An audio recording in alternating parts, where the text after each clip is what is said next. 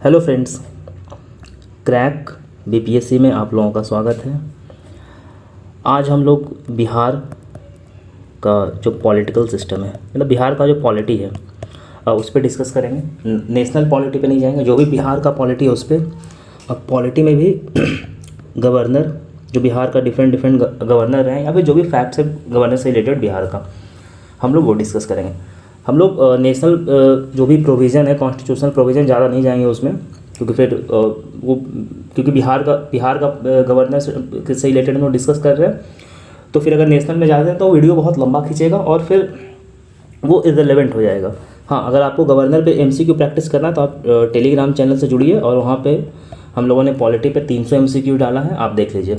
ये सोलली है 70th BPSC, और जो भी बिहार का एग्ज़ाम है उसके लिए हम लोग, इससे पहले हम लोग ज्योग्राफी, बिहार ज्योग्राफी हम लोग कवर कर रहे हैं, और साथ साथ हम लोग करंट अफेयर्स कवर कर रहे हैं, बिहार का एंड नेशनल दोनों का करंट अफेयर्स हम लोग कवर कर रहे हैं। तो चलिए ज़्यादा समय ना लेते हुए शुरू करते हैं आज का लेक्चर। देखिए, बिहार पॉलिटी है ये पहला लेक्चर, फर्स्ट लेक्चर है गवर्नर का बिहार पॉलिटी से रिलेटेड। अब जैसे देखिए, हम लोग जानते हैं कि जो पार्ट 6 है हमारा कॉन्स्टिट्यूशन का, आर्टिकल 153 से 237 तक, ये है इसमें जो state executive, state legislature, state judiciary सब आ जाता है। तो आर्टिकल 153 है वो जो गवर्नर का ऐसा कहता है कि जो गवर्नर कॉन्स्टिट्यूशनल हेड होगा स्टेट का, वो कौन होगा? तो गवर्नर होगा। ठीक। अब पहले था क्या कि शुरुआत में एक स्टेट के लिए एक ही गवर्नर था, ठीक। लेकिन 7th अमेंडमेंट जो कॉन्स्टिट्यूशनल अमेंडमेंट था, सॉरी यहाँ पे बाई मिस्टेक 1967 हो गया है, यहाँ पे 1957 होगा, ठीक, सॉरी 56 होगा। अब ये करेक्ट कर लीजिएगा, यहाँ पे टाइपो एरर है।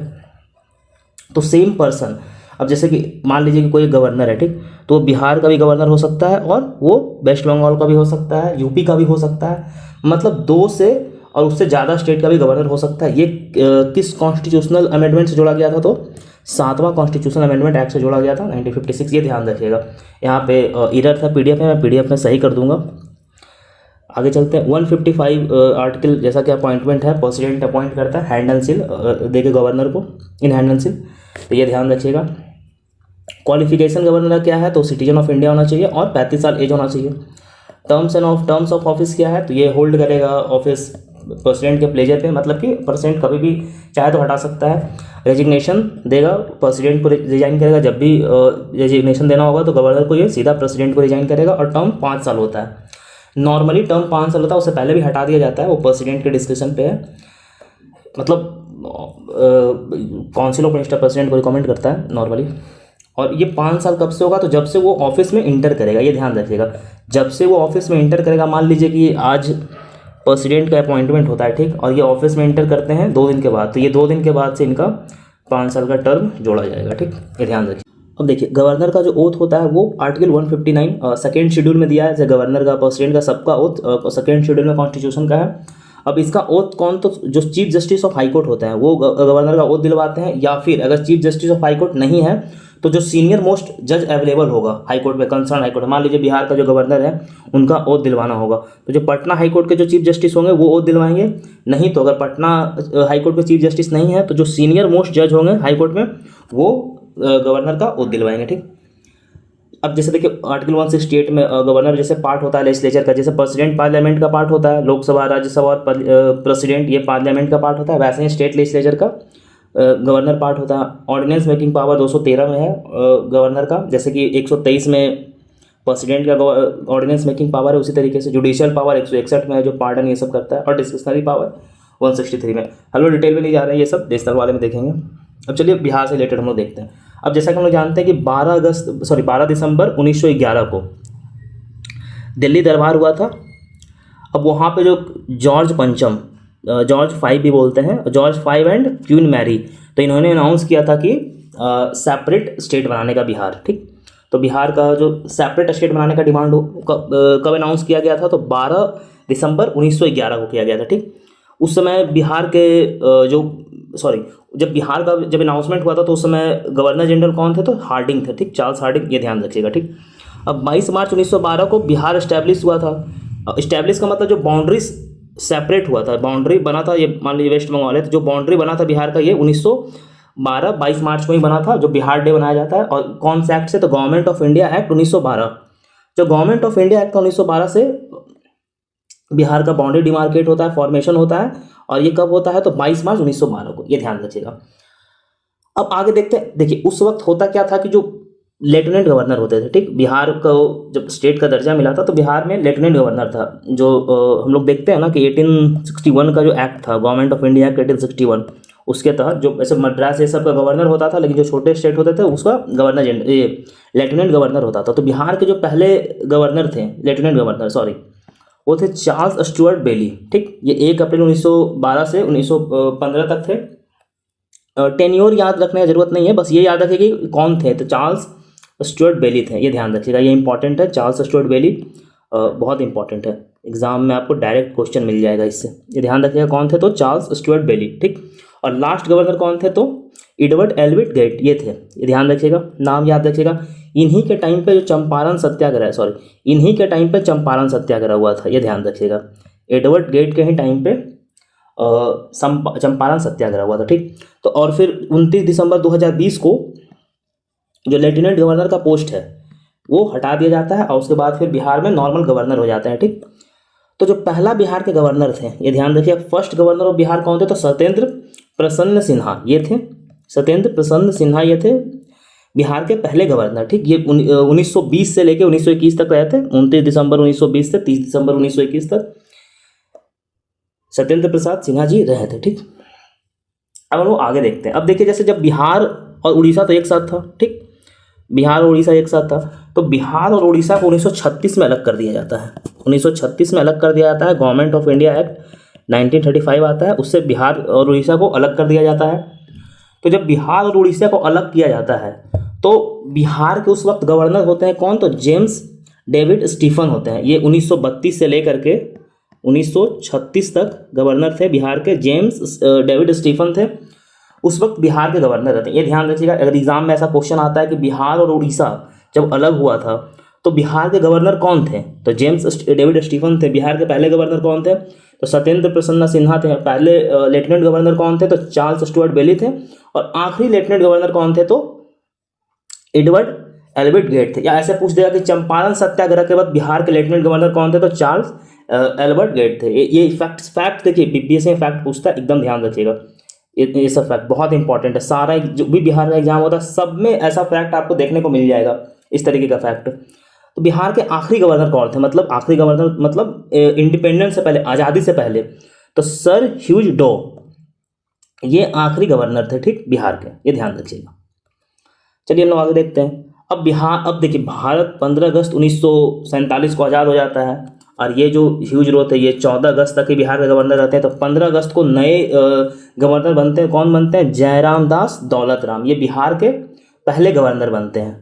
जयराम दास दौलत राम बिहार के पहले गवर्नर बनते हैं। ये 1947 से लेकर के 1948 तक होते हैं गवर्नर जयराम दौलत राम। और इन्हीं के टाइम जब ये गवर्नर बनते हैं तो सबसे पहला काम ये क्या करते हैं कि जो क्विट इंडिया मूवमेंट के टाइम पे जो बिहार सेक्रेटेरिएट में जो उन छात्राओं की मौत हो जाती है, मतलब शहीद होते हैं वो छात्र, उनके लिए सबसे पहले मेमोरियल बनवाते हैं। और गांधी मैदान को पहले रेस कोर्स कहा जाता था, तो उसका नाम बदल के गांधी मैदान कहते हैं, उसको करवाते हैं। क्योंकि गांधी जी जो ये गांधी मैदान है, मान लीजिए गांधी मैदान है, तो इसके कॉर्नर में गांधी जी की एक प्रतिमा है। अब ये प्रतिमा इसलिए है क्योंकि गांधी जी ने जब वो पार्टीशन हो रहा था तब गांधी जी ने यहाँ पे बैठ करके पार्टीशन के लिए आंदोलन किया था, अनशन किया था। तो एक प्रतिमा है, इसीलिए इसे गांधी मैदान जो कहा जाता है उसे बनाया गया। 2 काम इन्होंने किया था ऑफिस में आते ही। पहला तो मेमोरियल बनवाया था, जो भी छात्र क्विट इंडिया मूवमेंट के टाइम पे जो सेक्रेटेरिएट में उनकी शहीद हुए थे वहाँ पे, उसके लिए। और दूसरा गांधी मैदान, ठीक, ये ध्यान रखिएगा। रेस कोर्स जो गार्डन था उसका नाम बदल के गांधी मैदान कर दिया गया था। हम लोग ये सब बिहार पॉलिटी जब करें, सॉरी बिहार हिस्ट्री जब करेंगे मॉडर्न इंडिया का, तब हम लोग डिटेल में देख लेंगे। तो अभी के लिए इतना ही देखते हैं इसमें। सेकेंड गवर्नर कौन थे? तो माधव श्रीहरि एने, ये दूसरा गवर्नर थे बिहार के। और तीसरा कौन थे? तो आर दिवाकर, ठीक, ये दोनों नाम याद रखिएगा। पहला तो 3 तो एटलीस्ट याद रखना चाहिए। अब चौथा जो है वो इम्पॉर्टेंट है। चौथा बिहार के गवर्नर कौन थे? डॉक्टर जाकिर हुसैन। डॉक्टर जाकिर हुसैन आगे जाकर के भारत के प्रधानमंत्री भारत के प्रेसिडेंट भी बनते हैं। ये भारत के तीसरे प्रेसिडेंट बनते हैं डॉक्टर जाकिर हुसैन आगे जाकर के, और ये बिहार के गवर्नर भी रहते हैं। कब से? तो 1957 से 1962 तक ये बिहार के गवर्नर रहते हैं। ठीक, ये ध्यान रखिएगा। अब बिहार में टोटल प्रेसिडेंट रूल कितना बार लगा है? तो 8 बार लगा है। ये ध्यान रखिएगा, बिहार में टोटल प्रेसिडेंट रूल कितना लगा है? तो 8 बार लगा है। ये फैक्ट पूछ दिया जाता है एग्जाम में, तो इसलिए याद रखिएगा अभी तक 8 बार लगा है। सबसे पहला बार प्रेसिडेंट रूल कब लगा था? तो 1968 में लगा था, 7 महीना 28 दिन के लिए लगा था। ये ध्यान रखिएगा। और उस वक्त गवर्नर कौन थे? तो नित्यानंद कुंगनू गवर्नर थे। ये ध्यान रखिएगा। और प्रेसिडेंट कौन थे? तो जाकिर हुसैन। अभी हम लोगों ने देखा कि जाकिर हुसैन थर्ड प्रेसिडेंट थे। और सीएम कौन थे? तो भोला पासवान शास्त्री।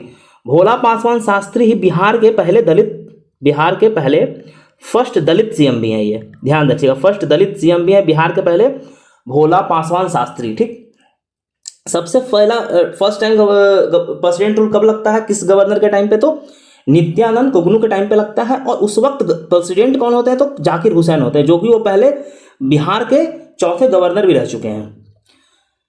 दूसरा समय प्रेसिडेंट रूल कब लगता है? तो 1969 में ही लगता है। सेम रहते हैं गवर्नर नित्यानंद कुगनू, और भोला पासवान शास्त्री सेम उस वक्त सीएम भी रहते हैं। अब देखिए इस वक्त इतना प्रेसिडेंट रूल लग क्यों रहा था?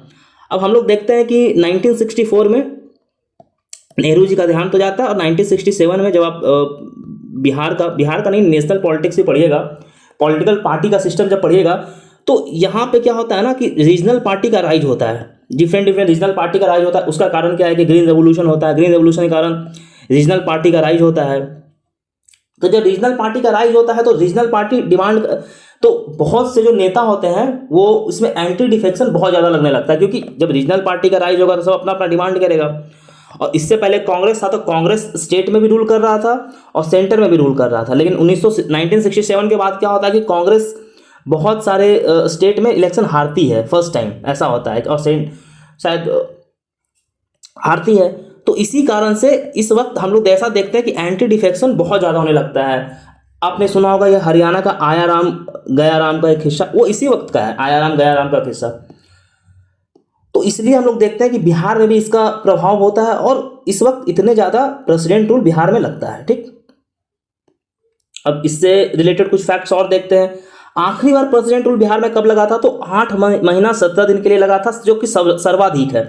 ये लगा था कब? तो भूटा सिंह गवर्नर थे तब लगा था, और राबड़ी देवी जब बिहार की मुख्यमंत्री थी, श्रीमती राबड़ी देवी, तब लगा था बिहार में आखिरी बार प्रेसिडेंट रूल। ये कब लगा था? तो 2005 में। ये देखिए फैक्ट याद रखिएगा, बिहार में फैक्ट पूछता है, आप बिहार का कोई भी परीक्षा उठा करके देख लीजिए, बीपीएससी हो या ये, इस तरह के फैक्ट्स आपको देखने को मिल जाएगा एग्जाम में। और ये सब लो हैंगिंग फ्रूट होता है। अगर आप इसे पढ़ लिए, सुन लिए 1-2 बार, तो आपके लिए आसानी से एग्जाम में 1 नंबर 2 नंबर तो बन ही जाएगा। कुछ एक्स्ट्रा हम लोग फैक्ट देख लेते हैं। बिहार में देखिए 3 बार प्रेसिडेंट रूल लगा है। कब? तो भोला पासवान शास्त्री जब सीएम थे, तो ठीक, सबसे अधिक 2 बार राबड़ी देवी, 1 बार लालू प्रसाद यादव, जो कि सबसे शॉर्टेस्ट, ये ध्यान रखिएगा, सबसे शॉर्टेस्ट 7 दिन के लिए लगा है, ये लालू प्रसाद यादव के टाइम पे लगा है। ठीक, और एक जगन्नाथ मिश्रा और एक राम सुंदर दास, ये 8 बार हो गया। अब हम लोग कुछ और फैक्ट्स को देख लेते हैं। अब जैसे नित्यानंद कुगनू थे, इनके अंदर 2 बार प्रेसिडेंट रूल लगा है। ठीक, और डॉक्टर ए आर किदवई ऐसे व्यक्ति हैं जो बिहार के गवर्नर 2 बार रहे हैं। ठीक, बिहार के गवर्नर 2 बार रहे हैं, एक बार 1980 में, एक बार 1995 में। ठीक, और दोनों बार ही इनके समय में प्रेसिडेंट रूल लगा है, ये ध्यान रखिएगा, दोनों बार ही इनके समय में प्रेसिडेंट रूल लगा है। Doctor A R Kidwai Bihar के पहले व्यक्ति हैं जो बिहार के 2 बार गवर्नर रहे हैं। ठीक, इसके साथ साथ अब हम लोग आगे बढ़ते देखते, अब बिहार में पहला एक्टिंग गवर्नर। अब एक्टिंग गवर्नर का मतलब समझिए क्या होता है। मान लीजिए कि गवर्नर का जो अभी पोस्ट है, ठीक, और गवर्नर का डेथ हो जाता है बिहार में, या किसी कारणवश इनका सीट खाली हो जाता है और गवर्नर का नियुक्ति नहीं होता है, तो जो बिहार अभी मैं बिहार का एग्जाम्पल ले रहा हूँ इसलिए मैं बिहार से बता रहा हूँ, जो बिहार के पटना हाईकोर्ट के जो चीफ जस्टिस होंगे वो acting governor, as a acting governor act करेंगे। वो जो बिहार के चीफ जस्टिस होंगे पटना हाईकोर्ट के। जैसे अब देखिए जो पहला एक्टिंग, ये नीचे आ गया है, ये ध्यान रखिएगा, UN सिंह, यही उज्जवल नारायण सिंह है, ये एक साथ ही होगा। तो इन्होंने 1971 में पहली बार बिहार में एक्टिंग गवर्नर बनते हैं कौन, तो उज्जवल नारायण सिंह। ठीक, बिहार में पहली बार एक्टिंग गवर्नर कौन बनते हैं, तो उज्जवल नारायण सिंह, ये 1971 में बनते हैं। ठीक, और बिहार में टोटल 5 बार ऐसा हुआ है कि पटना हाई कोर्ट के जो जज हैं वो गवर्नर है। अब मान लीजिए कि पटना हाई कोर्ट का चीफ जस्टिस का भी पोस्ट वैकेंट है, तो जो भी सीनियर मोस्ट जज होगा पटना हाई कोर्ट में, जो भी सीनियर मोस्ट जज होगा वो गवर्नर बन जाएगा। ठीक, ये ध्यान रखिएगा। तो पहला एक्टिंग गवर्नर मतलब कार्यवाही गवर्नर कौन थे, तो यूएन सिंह, उज्जवल नारायण सिंह, ये ध्यान रखिएगा, इंपॉर्टेंट फैक्ट है। आगे हम लोग देखते हैं। देखिए, अब बिहार में ऐसा 2 गवर्नर रहे हैं, एक डॉक्टर जाकिर हुसैन और दूसरा लोग जानते हैं रामनाथ कोविंद जी। और इन दोनों पहले बिहार के गवर्नर बने, फिर भारत के राष्ट्रपति भी बनते हैं। ठीक, तो डॉक्टर जाकिर हुसैन भारत के तीसरे प्रधानमंत्री थे, जो कि प्रधानमंत्री मैंने गलती से बोल दिया, सॉरी, राष्ट्रपति थे, प्रेसिडेंट थे। ये 1967 13 मई 1967 से 3 मई 1969 तक भारत के राष्ट्रपति रहते हैं। और रामनाथ कोविंद ये बिहार के चौथे गवर्नर भी थे और भारत के तीसरे प्रधानमंत्री भी रहे हैं। ये रामनाथ कोविंद 2017 से 22 तक, ये भी। तो बिहार में ऐसा 2 बार हुआ है। ठीक, ये ध्यान रखिएगा, बिहार में ऐसा 2 बार हुआ है कि कोई व्यक्ति गवर्नर रहने के बाद वो प्रेसिडेंट बनता है, ये ध्यान रखिएगा। अब देखिए, जैसे बिहार से झारखंड अलग होता है, 15 नवंबर 2000 को बिहार से झारखंड अलग हो जाता है। तो इस वक्त बिहार के जो गवर्नर होते हैं ये कौन होते हैं, तो श्री विनोद चंद्र पांडे। ठीक, ये ध्यान रखिएगा, विनोद चंद्र पांडे जी बिहार के गवर्नर होते हैं। ये कब होते हैं, तो जब बिहार से झारखंड अलग होता है उस वक्त गवर्नर होते हैं विनोद चंद्र पांडे जी, ये ध्यान रखिएगा। फिलहाल अभी राजेंद्र विश्वनाथ आर्लेकर जी हैं बिहार के गवर्नर, जो कि 12 फरवरी 2023 से हैं अभी और कंटिन्यू कर रहे हैं। तो ये देखिए गवर्नर पे जो भी फैक्ट्स था। एक और देख लेते हैं फैक्ट्स। अभी तक बिहार में कोई भी ऐसा गवर्नर वुमेन गवर्नर नहीं रही है, ये ध्यान रखिएगा। ठीक, बिहार में कोई भी वुमेन गवर्नर अभी तक नहीं बनी है। अब इससे कुछ रिलेटेड इंटरेस्टिंग फैक्ट हम लोग देख लेते हैं। देखिए, राम दुलारी सिंह ये बिहार की महिला है, बिहार की वुमेन है। ये बिहार की पहली वुमेन ऐसी है जो जिन्होंने मास्टर डिग्री लिया है। ठीक, ये ध्यान रखिएगा। हम लोग जितने भी लेक्चर्स होगा हम लोग सारे लेक्चर्स में आखिरी में कुछ ऐसा इंटरेस्टिंग फैक्ट देखेंगे जो कि आप कहीं भी मेंस में यूज कर सकते हैं, या आपको प्रीलिम्स में भी ऐसा क्वेश्चन देखने को गलती से मिल जाएगा कहीं, तो हाँ यूज कर सकते हैं, मेंस में यूज कर सकते हैं, एसे में यूज कर सकते हैं, कहीं भी आप यूज कर सकते हैं। ठीक, तो चलिए देख लेते हैं। राम दुलारी सिन्हा जो है वो पहली वुमेन है जो बिहार से मास्टर डिग्री लेती है, बिहार की पहली महिला। और वो बिहार से पहली महिला है जो कि गवर्नर बनती है। अगर पूछा जाए कि बिहार से की कोई एक ऐसी महिला जो गवर्नर, बिहार में अभी तक कोई महिला गवर्नर नहीं बनी है, ध्यान रखिएगा, लेकिन बिहार की महिला जो कि पहली महिला कहीं गवर्नर बनती है तो ये बनती है राम दुलारी सिन्हा। ठीक, ये बनते हैं कहाँ के, तो केरला के गवर्नर बनाए जाते हैं। 9वें गवर्नर होती है केरला की, ये ध्यान रखिएगा, केरला की 9वीं गवर्नर होती हैं राम दुलारी सिन्हा। उससे पहले ये जो इंटरनेशनल लेबर ऑर्गेनाइजेशन है, यूएन बॉडी है, ये 1973 में इनकी वाइस प्रेसिडेंट भी चुनी जाती है। ये 2-3 बार लोकसभा की मेंबर भी रह चुकी है। ये पटना कॉन्स्टिट्यूएंसी से पहले जीती थी, उसके बाद शिवहर से भी जीती है। ये बेसिकली गोपालगंज की, ये बिहार लेजिस्लेटिव असेंबली में मेंबर रह चुकी है, गोपालगंज से थी ये। और इन्होंने समाज सुधार के लिए और खास करके जो मजदूर संघ है उसके लिए बहुत काम किया, इसलिए इनको वाइस प्रेसिडेंट भी इलेक्ट किया गया था, नियुक्त किया गया था इंटरनेशनल लेबर ऑर्गेनाइजेशन में। तो आज हम लोग का गवर्नर पे लेक्चर खत्म होता है। ये बिहार का गवर्नर का है। आप इससे ज़्यादा क्वेश्चन आपको कहीं नहीं आएगा। आप उठा करके इतना पढ़ लीजिए, वीडियो देखिए आराम से, और जाकर कहीं भी क्वेश्चन प्रैक्टिस कीजिए, इससे बाहर क्वेश्चन नहीं आएगा। बिहार स्पेशल हम लोग पूरा कवर कर देंगे। आज गवर्नर पे वीडियो आया है, नेक्स्ट वाला हम लोग सीएम पे लाएंगे वीडियो। आपको इसका PDF टेलीग्राम चैनल पे मिल जाएगा। मैं लिंक टेलीग्राम का डाल दूंगा, कमेंट बॉक्स में पिन कर दूंगा, आप टेलीग्राम से जुड़िए। इसका आपको PDF भी टेलीग्राम पे मिल जाएगा। तो चलिए वीडियो देखिए, बाकी कोई क्वेरीज होता है तो पूछिए, क्वेरीज आपका क्लियर किया जाएगा। चलिए वीडियो देखने के लिए धन्यवाद। अच्छा लगा वीडियो तो दोस्तों में शेयर कीजिए। बाकी PDF आपको टेलीग्राम पे मिल ही जाएगा। तो चलिए टेलीग्राम से जुड़िए और पढ़ते रहिए। Thank you so much.